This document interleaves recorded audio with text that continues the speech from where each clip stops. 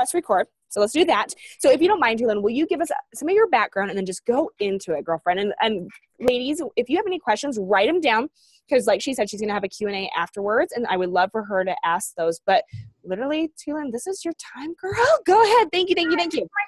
Okay, guys. So my name is Tulin. I go by Coach Tulin, and I love that. I am currently 6-star qualifying. I am pregnant for 2 more weeks in 6-star qualifying. That's what me and my success partner call it. And she's now, is she pregnant something right now? No, I guess she's not. I guess I'm the only pregnant one right now.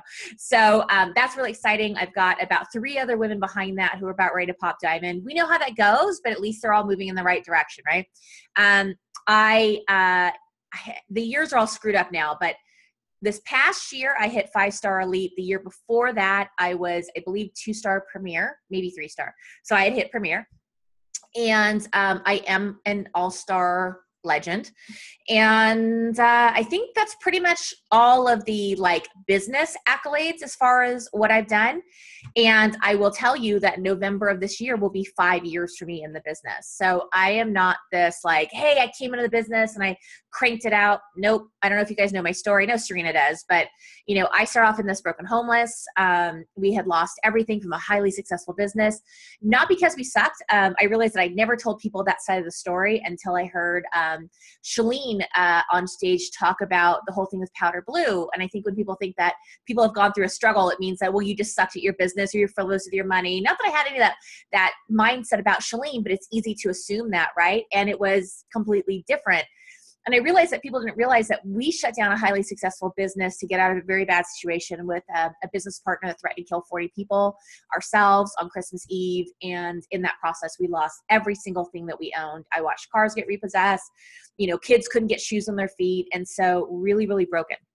And so my mindset when I came in was, we were living in a 300 square foot hotel room, was my husband better fix this, like fix it. I would go to sleep early, hoping the next day that magic motivation would show up. Well, I've done some really incredible things and I have quite an extensive resume. None of it applied anymore. As a matter of fact, I looked at it and went, I don't even think this is real. That's how little worth I had in myself. I did not believe in the Beachbody and the coaching programs. I thought Shakeology was a magic bag of powder. My husband lost the ability to walk for 2 years due to multiple sclerosis and the stress of everything we went under. And he's got a background and all this kind of stuff. And before he got diagnosed, he wanted to be a neurosurgeon. That obviously wasn't going to happen after the diagnosis. But I didn't want it for like a year and a half. So I say all that to you so you understand the mindset of what I came into this journey. And I started over 350 pounds. And my only purpose was, I thought my glory days are gone, that I'd never be pretty again, that I just need to focus on health gains. I just wanted to live. So that's kind of where I was. So when I signed up to be a coach, it was purely for the discount to return on Jimmy. Jimmy was a stranger. And I could sleep at night if I returned it on him. And we bought 2 challenge packs. I love this part of the story. So I bought a $140 challenge pack, right? And so it was this blonde, some cute petite little blonde on it, right? And so I got the pack and I was like, I looked at her and I'm like, yeah, like she'll be able to do anything with me. Little did I know the impact that Shalene at Smart Success and MIA and blah, blah, blah, the impact she'd have on me. But boy, did I judge that woman when I first saw her on the cover of that DVD, right? So it's really interesting just so you guys understand like where I was in this. What I figured out in the process was, to trust the process. Somewhere along the lines, there was something to all this. And I didn't feel worthy enough to tap into my previous experiences. I'm going to test out what Beachbody has to offer. And I went straight into what my coach told me to do. Go get 2 people. Didn't want to talk about coaching because I didn't want to push people. Didn't want to push people in building their businesses. Didn't want to push Shakeology. All those things, I went through that complete evolution myself, which I think makes me a better leader. And I think just missing some of my goals makes me a better leader, and being flexible in my goals and understanding it's a process and enjoying the process and staying fascinated and curious makes me a better leader. When I had some internal grumblings with my own team who decided, 2 ladies that I helped them build their brands, they became success partners. And then when my husband got very sick, I almost lost him a year ago this May, decided to go into my downline and tell a bunch of women to quit and go sign up with them. They were going to sign back up in 6 months. So all this stuff happened. So every time this stuff happened, trust me, life couldn't get any worse than what we came out of. And so in the evolution of this, I learned that I had to learn to embrace the struggle, learn to embrace the progress, and learn to be able to look at whatever it is I was trying to accomplish, even if I missed the goal. So here's a little secret. I am trying to shoot for, look at me, I can't even say it. I am shooting for top 10. Here's the caveat to that. If I miss top 10, but I rock my business and I grow in ways that I've never grown before, I'll hit that mofo next year. Excuse me. You see what I'm saying? So it's okay. So I'm not giving myself grace to not shoot hard for my goal and go for it. But if I've gone all in, done everything I possibly can, tweak, grow, learn, whatever those things are, and I get really, really close, I still won. It's like watching those extreme weight loss video shows and like, oh, you only lost 98 pounds. You're missing out on the grand prize because those 2 pounds. I'm like, no, don't say that to her. She lost 98 pounds and she's in tears, right? I don't believe in that. I believe that progress to celebrate it. So this is where I came from. And so the year before I hit Premier, I would say pretty much on my own. That's how I hit it. I hit Premier on my own. I had my husband, I had a second business center. You know, I had 2 diamonds and it going away, but I hit it, right? But what happened was I still hadn't gotten into really understanding or putting into practice developing leaders. So I thought, but really the entire time I was putting into practice and learning how to develop leaders as I was learning to become a better leader myself. I will tell you, all that practice, all the turmoil, all the almost that happened, helped me be able to get to the point to where I'm 6-star qualifying with 3 other diamonds behind it. And what I realized was a couple of things, that in leadership, as I was going through this process, there's this, we forget about our own process. Like, we think about how you signed up. Did anybody sign up in here purely to build the business? Like, you already knew that's what you're doing. Anybody, Brittany? Anyone? Nobody? Okay. Oh, okay. So Sarah did. Okay. So, and there's only one of you guys? Okay. So Emile, right? Is that right? Okay. So, okay. And Brooke. Okay. So you guys all came in. So that's actually kind of a rarity. It really is, because most people come in for something else. So for those of you guys who came in and build a business, please know that you will probably attract other people like that. But there's going to be some really amazing people on your team that had probably poo-pooed what you said and had no interest in the business. And trust me, that's a me. I wanted nothing to do with this. I didn't want Jimmy talking to me about the discount, the coaching business or his weight loss groups. I wanted nothing to do with it. And I think those people can make and do make the most killer coaches you can, because they've gone through that entire process. I think on the other side, if you come in to build the business, you are coming with a different mindset. So you're going to attract those people, right? So that's very powerful as well. But don't forget those that come in and maybe they sign up for the discount, right? And they dawdle the discount. Maybe then they go through your coach fundamentals group and they kind of dawdle there. And we have certain expectations for them to build or have this feeling, or I wish. But there's a point where you get the discount. Then you decide to dabble into your coaching, and it's like your coaching born date, and then your coaching reborn date, and then there's your coaching like badass date. Like, now I'm going for it. Like, I get it, right? And just because you get it doesn't mean that you get every single aspect of it. It's just like you have a general understanding that if I keep fumbling forward and sometimes falling on my face forward, that I will get in the right direction. So to me, there's like 3 different dates for that. And in that, you guys, my biggest growth, my best months have come from the worst business months, the worst times in my life, the most difficult things. And with the understanding that we actually run an actual business, that's going to have ebbs. It's going to ebb. It's not going to always flow. And it has to. You've got to look at those setbacks as setups for a comeback. I literally, if I could have that tattooed on my body, that and the word relentless, I would. And maybe I'll do relentless first. The other one's too many words. But those are things that are really, really important, because I remain relentless. March was a difficult month for me. I didn't go and change my systems. I didn't get into busy work. I had a whole bunch of returns that came in on me, found out that they weren't getting access to all access right away. They were calling customer service, frustrated their response, and they disappeared. Well, I can go and beat up customer service about this, but knowing our company, they're always working at better quality of, shipping and product and customer service, et cetera, et cetera. So that doesn't make a point. So what steps could I take to make sure they came to me? And so we put those things into place. If you don't have access in 48 hours, contact me and I will make sure you're taken care of. One little step, but I wouldn't have been able to give them that better service if that problem didn't arise, right?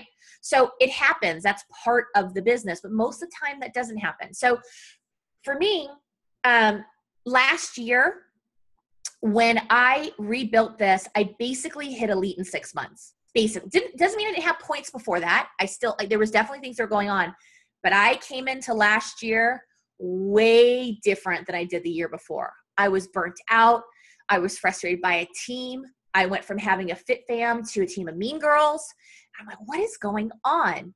Frustrated with a husband. Frustrated with my husband. Yes, I was very frustrated with my husband. But he's okay now. We're good. No, I was very frustrated with my husband because he was struggling, trying to get back on his feet from everything he went through. So it was just, I felt like the weight of the world was on me. And I'm glad for it. It made me a better leader. So because of all those things, I do firmly believe is why I've gotten to where I've gotten to. Now I've developed such a team culture that when we hit 19 or elites, like when I was told, hey, you could hit elite, right? I mean, I wanted to punch Brittany a couple of times, but really lightly, just more like love taps. But I was like, you really don't know what really close means until you get into it, right? And it was like huge commitment. But I wasn't going to turn around to my team and tell them, you're not worth going for this for. Like, I wouldn't tell my kids, you're not worth a late night of working for. You're not worth giving up some things that are important to me to build this business to better serve my kids. Like, they were no longer my excuse. They were my reasons. And so in our house, we still live in our crappy apartments, our second apartment from being broken homeless. We are, and I'm going to say, desperately wanting to move. We were denied. Like, the biggest denial on a move on a rental that like literally shook me to my core, because it was like such a lack of trust. Like, we can't trust you in our home to rent our home. But it was the best thing that could have happened, because it set my husband and I in motion to go back and look how far our credit has come and to make the changes we needed to there, to go and really adult and go, okay, what things do we have control over? What things can we fix? And to create a better plan. So it's in those gut punch moments that we grew the most. So after all these crazy things have happened, and finally having leadership that wanted to actually build this business, every single one of them had zero interest in actually building this business. Zero. None. Not even sort of. And they are so engaged in making it about helping other people, helping them in their process, and understanding the more they help other people, the more in turn it helps them. It keeps them more accountable in their journey. There's none of this, I need to work on me first, because I call them out on that right away. Because if you're really, really important, helping other people will make you more accountable to you. And in the business as well. They naturally started sharing their journey, you guys. I did not shove it down their throats to share their journey. Now, right now I am running a contest, and if they do share their journey online, they get additional points for it. My Facebook, yes, Facebook notifications, there we go, is filled with picture and video from women who didn't even want to take their before picture, or they didn't have pictures of their children. And they are loving sharing their journey. And now people are asking them questions, et cetera, et cetera. So they naturally, even before that contest, were moving in the direction of sharing this journey, embracing themselves, seeing what was possible, giving them such a kick-ass experience in their fitness journey, learning to love themselves. I run my groups a lot differently than I think most people. I think most people focus on health and fitness. I focus on mindset and the health and okay, you guys do that too, cool. So the health and fitness is kind of, I don't tell them that.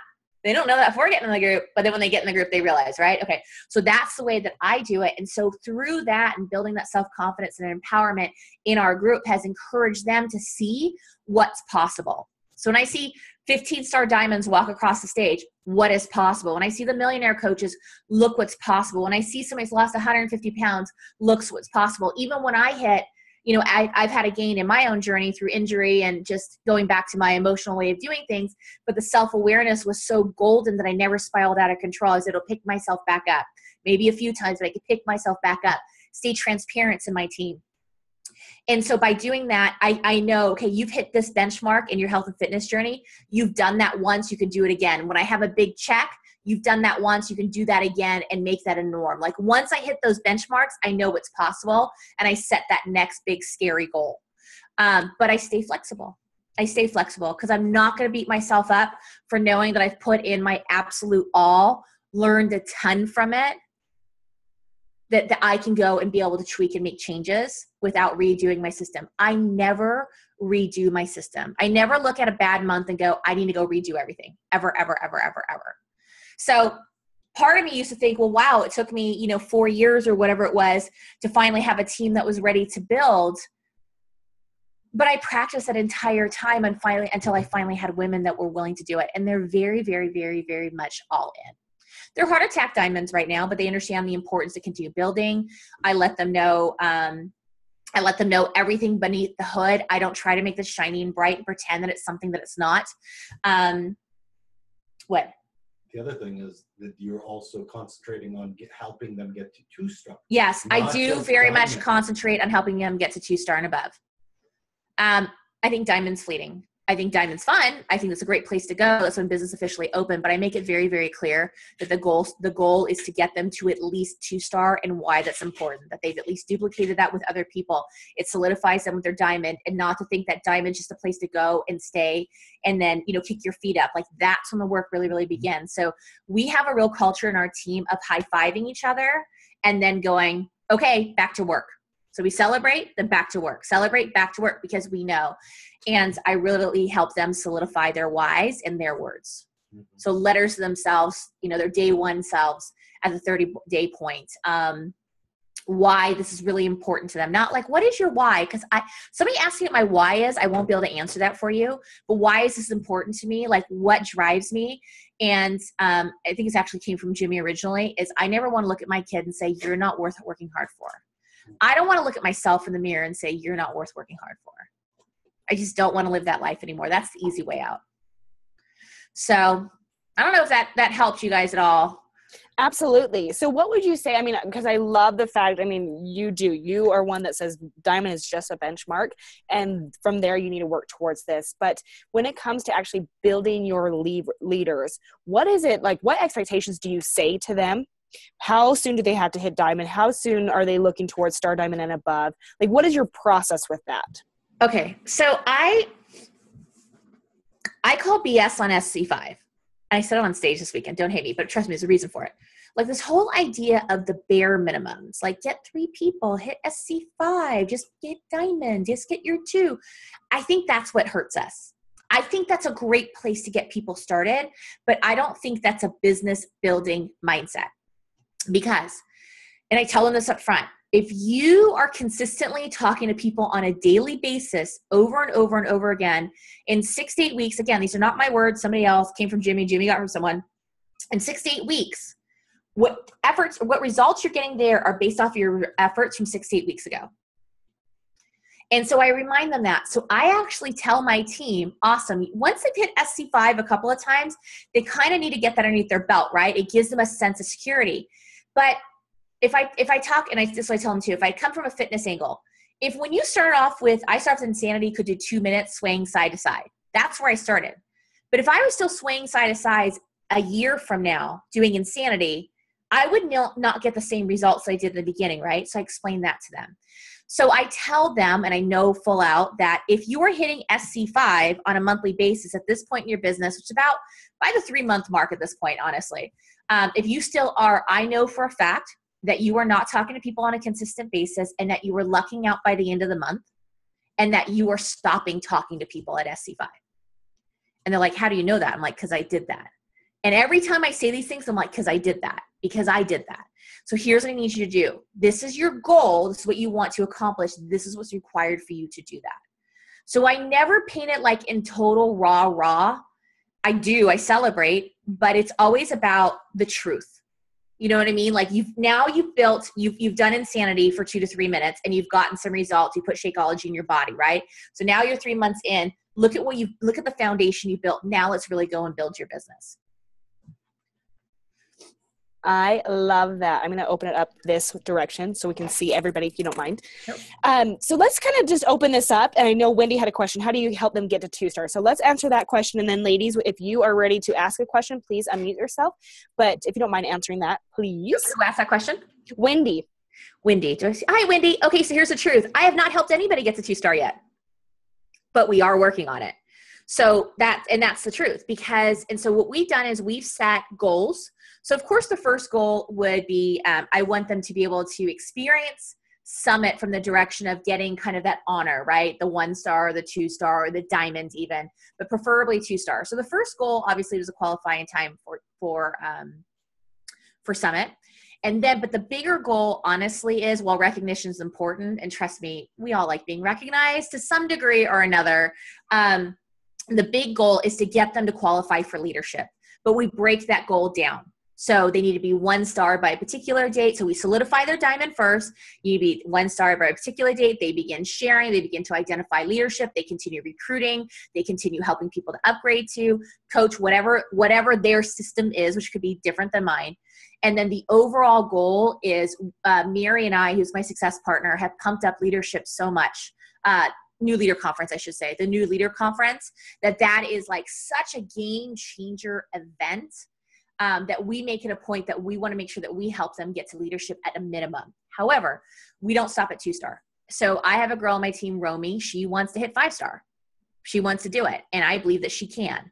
So that's the goal. So it's 2-star minimum, preferably premier. But if we can create a goal to get them higher, then we're going to go for it. And worst case scenario, if they just miss it this year, they have all the mechanics, all the basics to hit it the next year. I love that. Okay, who wants to go next? Unmute yourself and ask away. Oh, I was just wondering, in your groups, when you say you work on mindset, what does that look like? Like, are you sharing particular podcasts or personal development that you're reading? What exactly are you doing? So, I'm always watching and seeing what's going on in the group. So this month right now, we're really focused on Miracle Morning, and that's really helped them. And I'm going to start moving into nutrition, which sounds kind of weird. Like, what do you mean you haven't been working on nutrition? But we have been, because I've been getting Shakeology in their system and helping them tweak and understanding what dense nutrition feels like in their body. And that's naturally been making some shifts, right? So as far as the content and stuff like that, my content is built very much on the type of woman that I tend to work with. It's not exclusively the only person I work with, but the majority of my business is built towards helping women who are just like me, who are fighting to get out of obesity.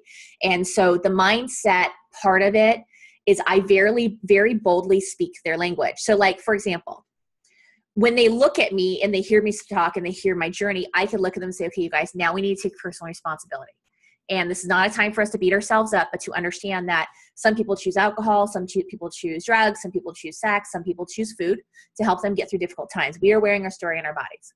And so I said, but what we know is here's those amazing information is available out there to us, but how do we apply this back to us individually? So I help them do that.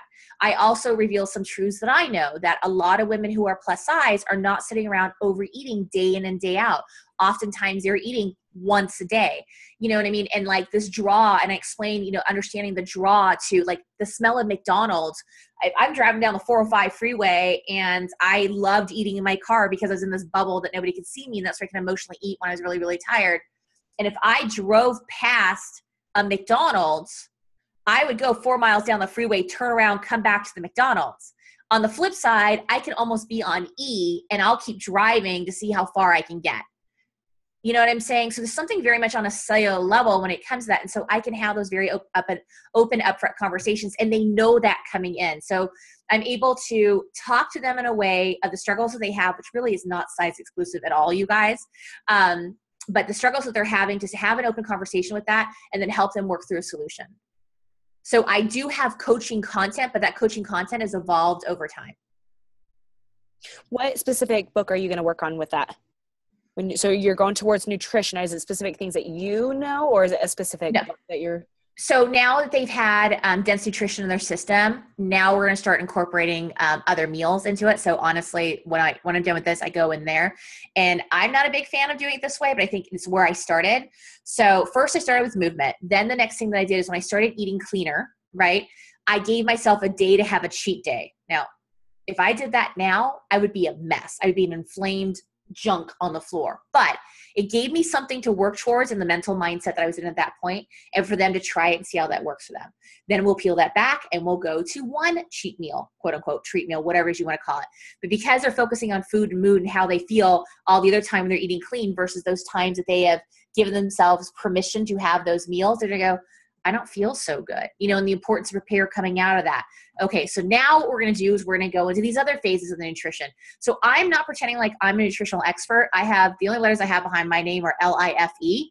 So I just go from those directions based off of my experience and help them figure out what's good for them uniquely. So that's always been my MO for like 15 years, because it's not cookie cutter for each one of them.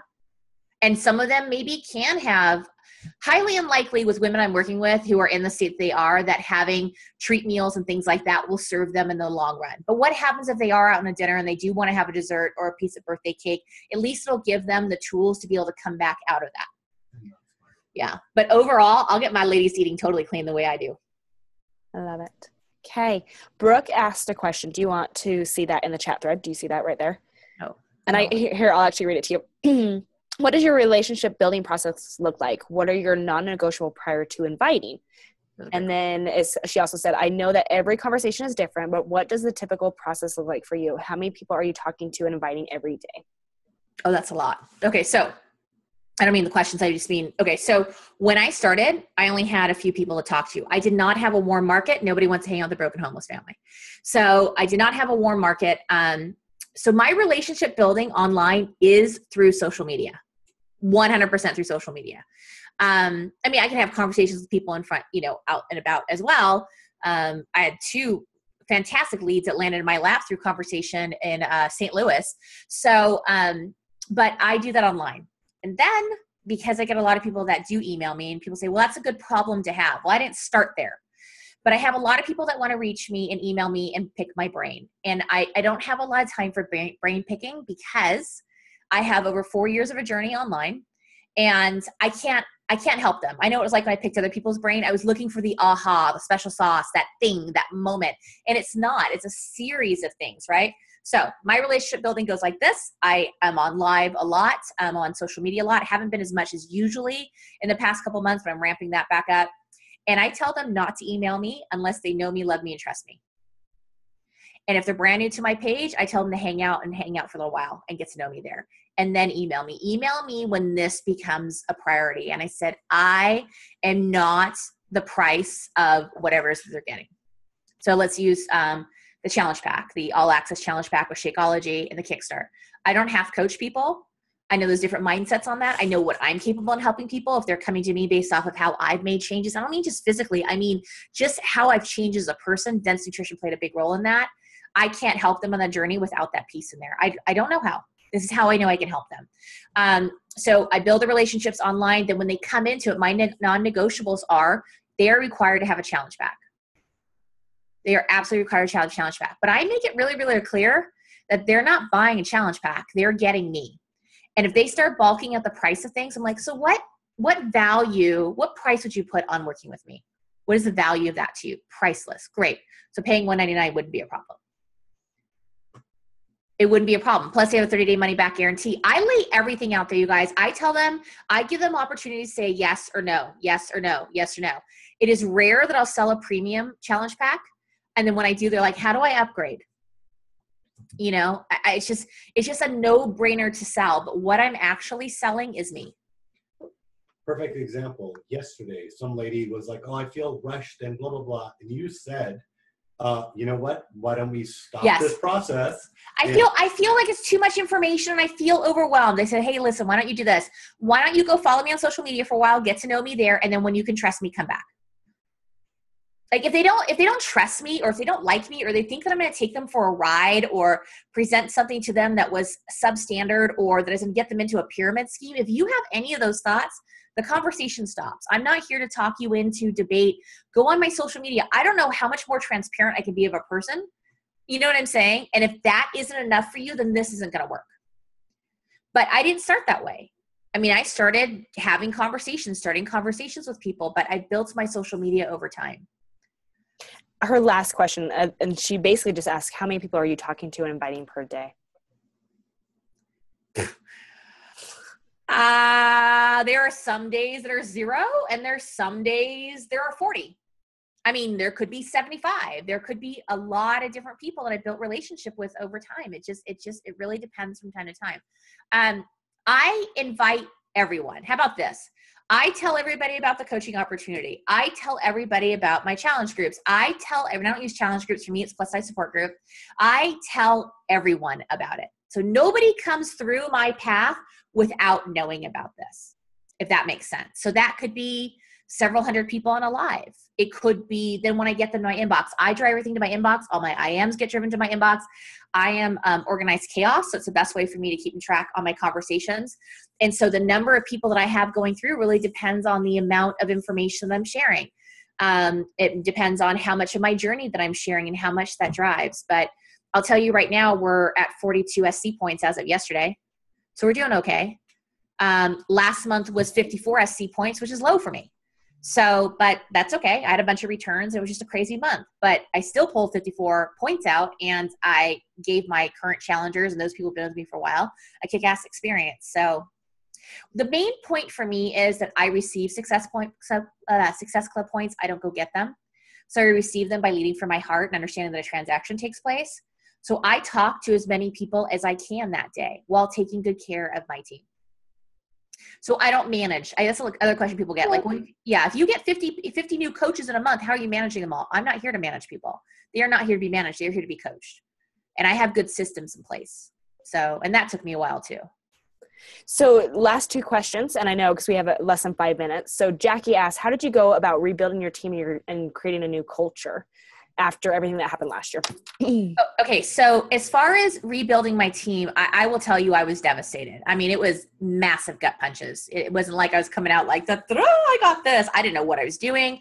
It took me like a year and a half to do it. Really like when things started going south, it was a lot of steps, but I just kept moving forward in my vital process. Right. So as far as rebuilding your team, I had to come to Jesus with every single one of them. Every single one of them heard my voice and saw my eyes. And I had 2 different team pages, the one that was left with the mean girls, and then the other one that I was building the real culture with. And I went to the mean girls and I said, hey, not all of them, there were mean girls. Unfortunately, there were some other ladies in there that weren't necessarily part of that. And I said, listen, here's what I am. Here's where I'm going. Here's how things are happening. If you want to change your attitude and understand what this is all about, and this is the culture, you are welcome into this group. If you want to continue moving forward in the way that you are, you don't need to be a part of this group. And that's it. But this page is closing. I don't have to be surrounded by negativity. I don't. Just because you signed up to work with me in this business, if you've got a nasty attitude, I had a nasty attitude, so I give people grace to make changes. Trust me. I had a really nasty attitude. So I'm very, very, very filled with grace for other people to help them be able to make that transition. However, I won't allow that energy in my page. And I literally had to create 2 completely different cultures, 2 different pages. And then I told them what the rules were of the group. If they were unwilling to follow them, then they didn't need to be a part of the page. And that was it. So, but yeah, there was some serious conversations, and I wasn't worried about, I won't say I wasn't rough or rude or mean or anything like that. I just was very matter of fact. No, that's perfect. This is my page. This is my world, my life. I want to be surrounded by awesome people. I want to be awesome people in other people's lives. Not everybody loves me. And if they don't love me or they think I could do things better, then go do it better. Mm-hmm. I'm on a journey too, and I screw up all the time. All the time. Okay, last question for you. Your coaches that are at SC4, how do you motivate them and inspire them to help one more person? Well, it doesn't always happen, obviously, but literally it is. They love talking about quantity. You ever notice that? I'm talking to 200 people. I'd rather you have 15 quality conversations going on than 200 people. Like, you cast your net wide, right? Like, start building those relationships, but those aren't really the people who are in your filter.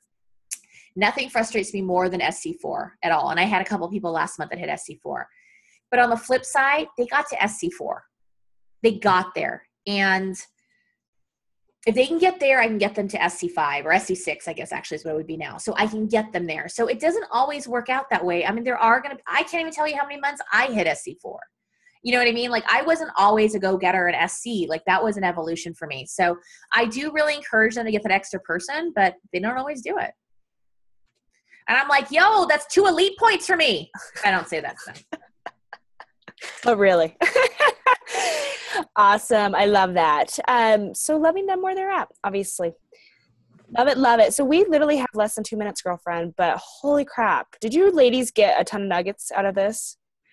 I hope what you got out of it is, my big thing is, honestly, for you guys, is if you haven't read the book Relentless, please read it.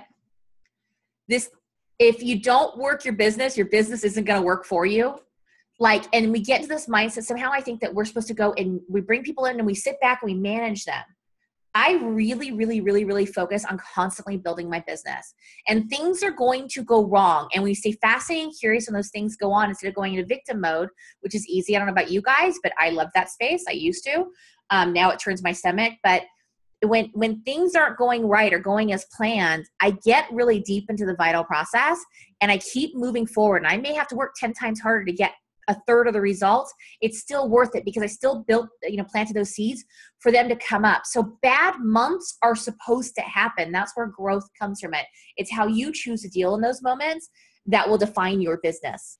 This is not going to, even when you look at a business, it's like straight line from down up. You look at it really, really close. It's like this. Like if you look at a masterpiece of art, oh my gosh, it's beautiful from far away. You get close and it looks like a 3-year-old painted it. You know what I mean? The same thing in this business. Ah, you rock. Okay, before this jumps off and literally shuts us down, can we just say thank you? Thank you, thank you, thank you. You're welcome. Thank you. You're welcome. You rock. Good luck this week. Big things are happening. She has a lot of coaches that are rank advancing, so she's going to be moving and shaking. They're close. They're really, really close. Okay, honey. Thank Bye, you. guys. You're welcome. Bye, Bye.